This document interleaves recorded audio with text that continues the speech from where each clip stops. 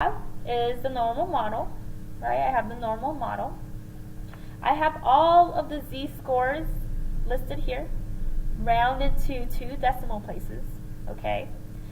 On this side, if you notice, this is all negative z-scores, which means that on this side you are everywhere below the average, right? You're below the mean.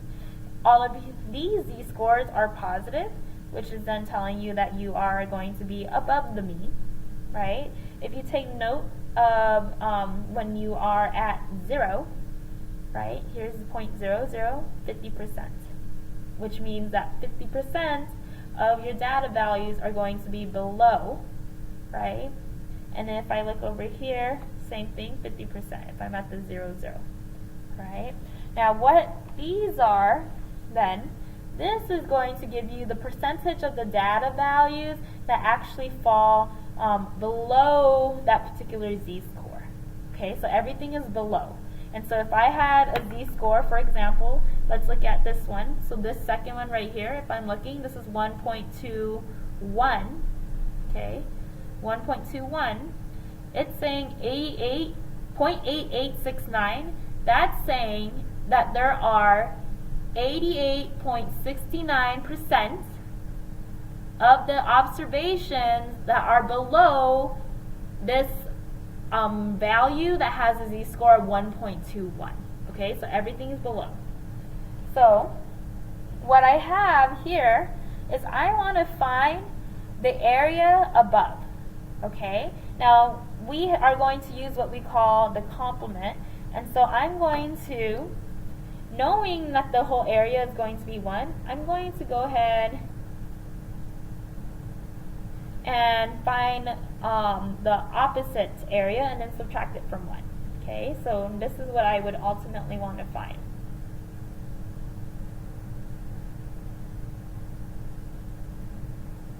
Right, so 1 minus the area that happens to be below the 123. Okay, and so what I'm going to do, right, is I'm going to look for the 123 onto this graph, but this graph only reads data values in terms of z-score, which is why we found our z-score over here. I'm going to find that z-score, and then I'm going to write down that area that's below. Right, so I'm going to go ahead and look for 1.4375, right, so I'm going to round that 1.44, okay, because we only go to 2 decimal places on our chart. So I'm looking for positive 1.44, so looking over here, okay, so I'm just going to zoom in. Here is the 1.4, right, now if I look on the top, I have 1.40, 1.41, 1.42, right, so here's where we want to go, 1.44.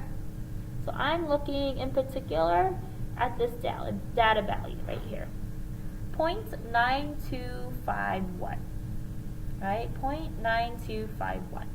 Okay, so what that is saying is that I have 92%, 92.51% of the population has an IQ score of less than that 123. All right. So I'm going to write down that value here.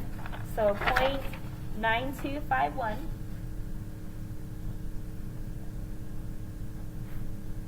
Right? And then ultimately though, so this is the percent below, I want to find the people who scored above the 123. And so what I'm going to do, I'm going to go ahead and subtract that. So 1 minus 0.9251 is equal to 0.0749. Okay, now if I convert that to percentages, that is going to be 7.49%. Let me just make that equal. Okay, and so we're done. The percent of people who scored over 123 is going to be 7.49%. Okay, now I'm going to go ahead and take a look at the next problem. Okay, so the next problem, the question now is asking what percent of people scored under 94. Alright, and so let's go ahead and write this out using our probability notation. So the probability that I happen to choose someone whose score is less than that 94. Okay. So what you want to do is you need to now find the z-score again. Okay. So I'm going to just draw a little picture to just illustrate what area we're trying to find this time. Now 94 is below the mean, right? So the mean is right in the middle at 100. 84 is the first standard deviation, right? And so we are looking, so I'm going to just write that out here. We're looking around this area, okay? And we want the percent of people who scored under that 94. And so the area that we are looking for is this area right here. Okay, so 84, 94, 100. So what I'm going to do, right, I can go to my graph, which has all of this area, but the problem is that the area is given to me based off of the z-score, right? And so that tells me I need to find the z-score of this 94, okay? So let's go ahead and find its z-score. So the formula again is up here. So z is equal to my parameter of interest, 94. Okay, so that's my x, my observed data value, minus the mean, which is 100, over the standard deviation, which is 16. Okay, so 94 minus 100 is going to be negative 6 divided by 16, and we have negative 0.375, which we know makes sense that it should be negative because 94, the score of 94 is below the mean. Alright, now that I have this z-score, I'm going to just round it, so negative 0.38, right, because I only have up to 2 decimals. And then I'm going to go ahead and find this. Now because it's negative, I'm going to go to this side right here, which has all of the z-scores that are negative.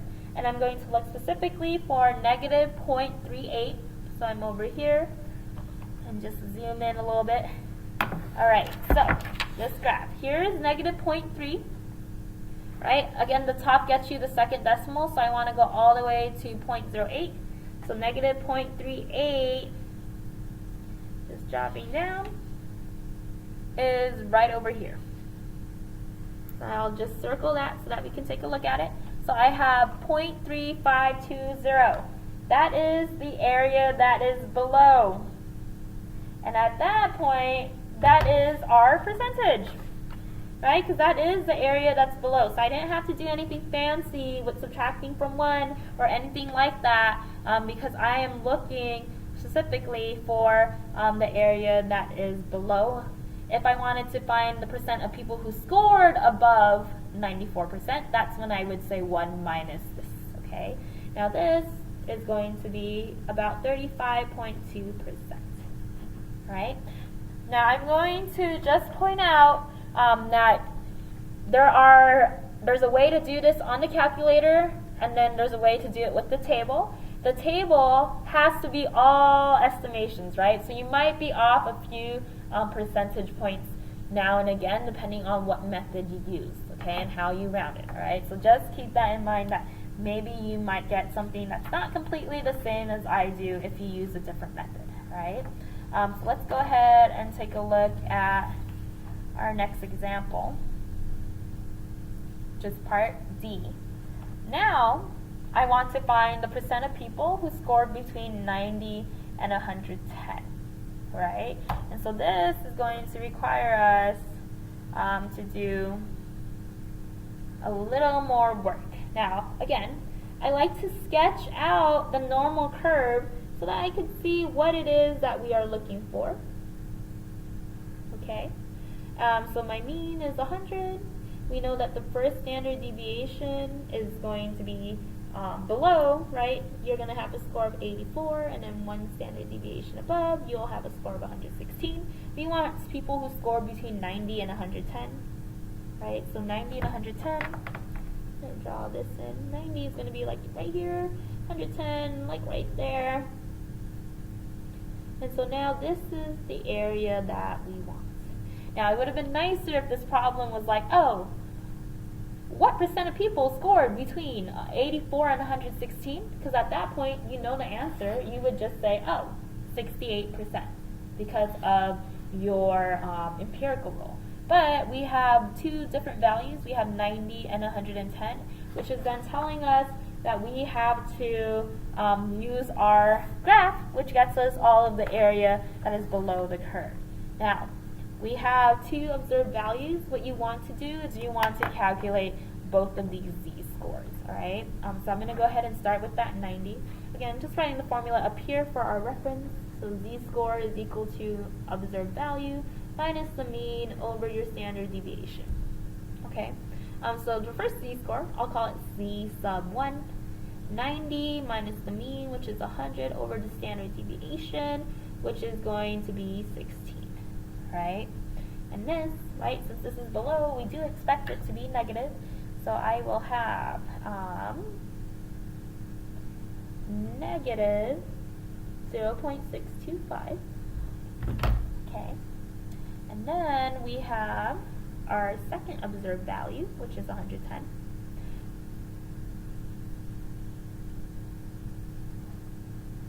Okay, so then let's go ahead and calculate that. So we have 10, 16. Okay, positive. Now, do you guys see how these are basically the same absolute value, right? Or like it would have the same absolute value. If I look at the score itself, 90 is 10 below the actual score of 100. And 110 is 10 above the mean score of 100. So both of these scores, right, are the same distance from the mean. One just happens to be below, and the other one happens to be above. And so you see, right, your z-scores are going to be equivalent, just one will be negative and one is going to be positive, right? So there you see the symmetry coming in, right? Now, let's go ahead and take a look at this problem. Now, here's what we have. So I'm going to grab another piece of paper to illustrate what it is we're going to do. Okay? So we are going to use our table. Our issue, though, is that I'm going to get two areas, right? So think about what our scenario is. If I were to look at the z-score of this particular thing, of this particular test score, right, the 90, if I looked at the z-score on my table, what I'm going to end up with is going to be, so 90 we said is going to go around here. So here's the 90. That's the area that I'm going to find. Okay? And then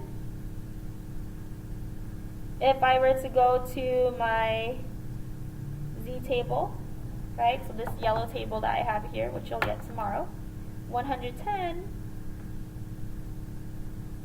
is going to be over here, right, and then the z-score is 0.625, so if you look at the table, this is going to be the area that we are going to get from that table. Now, the problem though, right, so think about what area we want. So 110 in this graph is going to be over here. So I want this area right here that's in between, right? What I'm going to get from the table is I have all of this area, and then I will get this area. Now if I want that middle section, so I'm just going to color it orange, this is what I want, then wouldn't it make sense for me to take this area right here, subtract this part, and then get what I want? Right, so I'm going to go ahead and do some subtracting. Right, so I'm going to write out this using our notation. Right, so we want the probability that we are going to choose someone who happens to have a score that is between 90 and 110.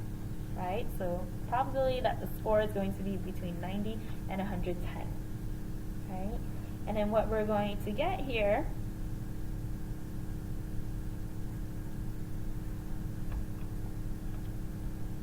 is we are going to be able to find each individual area that's below, And what we're saying is, if I took this area and took away this area, I'll get what I want left over. And so what we're going to do is we're going to do the probability of x being less than 110, right? That's going to be this whole area. And I'm going to go ahead and subtract out this area right here. So the probability that it is less than 90. And what that's ultimately going to get me is that area where the scores are between 90 and 110. Okay, and so at this point, this would be the time to take a look at my z-score. So for 110, z-score is 0.625. So I'm going to go to my table, look for 0.625, which has to be 0.63. So let's go ahead and look for 0.63. So here's 0.6. Okay, and then we have 0.63. So I'm looking at this value right here. So I have 0.7357. So that's going to be written over here. And then let me show you what that is representing in the picture. So we got 0.7357. And so what I'm saying with that is that this area right here is 0.7357. Okay, so this entire area. All right. Now, we're going to subtract out the probability that your test score is going to be less than 90. Okay, so z-score for that 90 is negative 0.625, which I'm going to round to negative 0.63. Right, so I'm going to go to my table, look for that area, negative 0.63. So we are over here, negative 0.6, and then if I move over from the top, this is going to be negative 0.63. Okay, so 2.2643. Right, so I'm going to go ahead and write that down here. 0.2643. Okay. What I'm saying, so let me go back to the picture. I'm saying that this area here below 90, right over here, has an area of 0.643. And so now what I'm going to do, right, ultimately what I'm doing here is I'm taking the entire area that's below 110 and I'm going to take away the area that's below 90 to just get what's in between the two of them, which is the area that I wanted based off this problem, all right? Because that's going to give me the percentage of scores that are between 90 and 110. And so let's go ahead and actually do the subtraction. So 0.7357 minus 0.2643 is going to equal 0.4714. And so what we're saying is that 47.14% of the test scores are going to be between 90 and 110. Okay? Next one, part E. So what is the chance that someone scores over 120? Okay, so this, once again, is a problem that looks like part A, right? So I'm going to go ahead and sketch out that picture. Okay, always have a picture so you know what area it is that you're taking a look at, right? 120. So if I go back to what our original graph looked like, so I'm going to move this out of the way. So 120 will fall between 1 and 2 standard deviations, so it's going to be above, right? So it's going to be like right over here, right? And then we want to find the chance that someone actually scores over 120, and so the area that we're interested in is right over here, okay?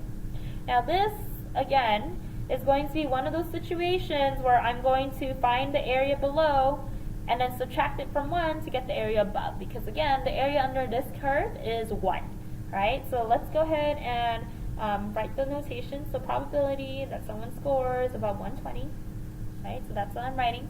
And then I know that for me to find the area, I need the z-score. So let's calculate z-score. Again, z-score formula is up here. I'm going to draw a line to separate that so it doesn't get all messy. So the z-score is equal to x. So the parameter of interest is 120 minus the mean, which is 100 over the standard deviation, which is 16. Okay, so we have 120 minus 100 divided by 16, so that's 20 divided by 16, which is 1.25. Okay, so again, just interpreting what that z-score means, because it does matter.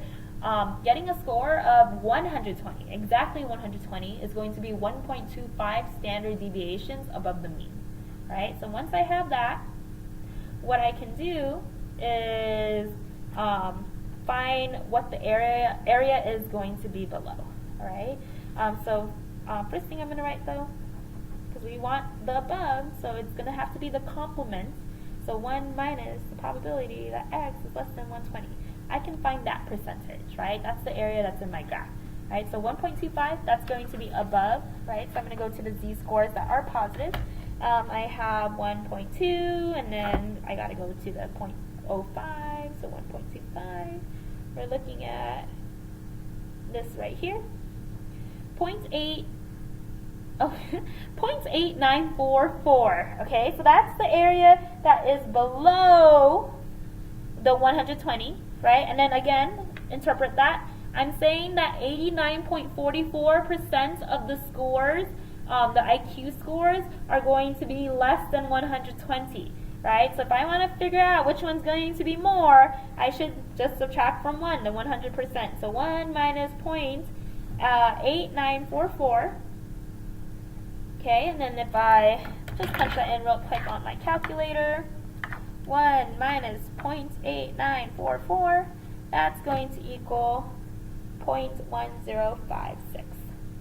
Okay, which means we're saying that 10.56% of the population is going